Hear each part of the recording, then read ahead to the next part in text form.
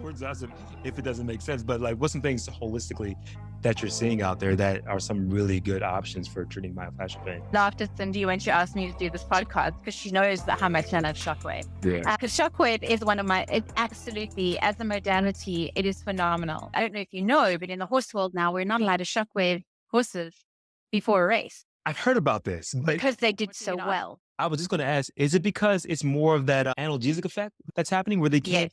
can't move through the pain? Is that what it is? So that's the concern, is that the endorphins and the analgesic effect is so successful.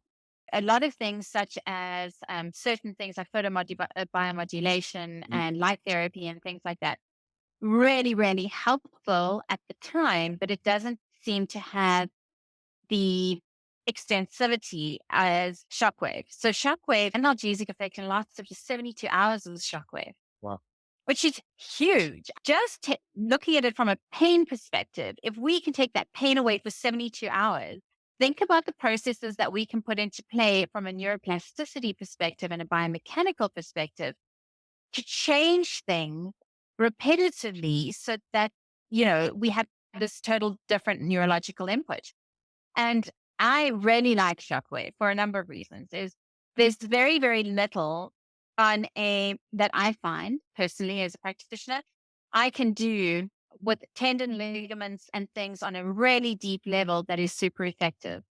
If I'm doing Graston or I'm doing anything like that, cupping, anything like that, it doesn't seem to get deep enough and really hit the weak spot, so to speak, that I'm not creating microtrauma. And that's always my concern. Because if we're doing something physical, the chances of us creating an inflammatory process and creating microtrauma is very high.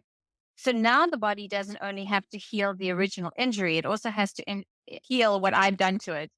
And there's benefits with that, like obviously with needles, Graston, all of those things that create vasodilation and a lot of blood flow to an area does bring the blood flow to the area, does bring all those good mechanisms, healing mechanisms. But now we're also kind of getting this mixed response because we don't know what we're meant to heal first. With Shockwave, I really like it because of the angiogenesis side of things. So it's recreating and it's actually creating new blood vessels, which is incredible. We can't do that with anything else.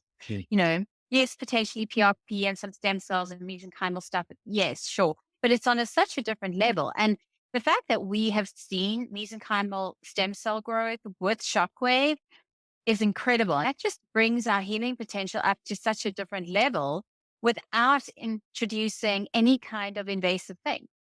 So it really is one of my top modalities. So if you enjoyed that clip with Dr. Michelle Broadhurst, she is an expert when it comes to myofascial pain.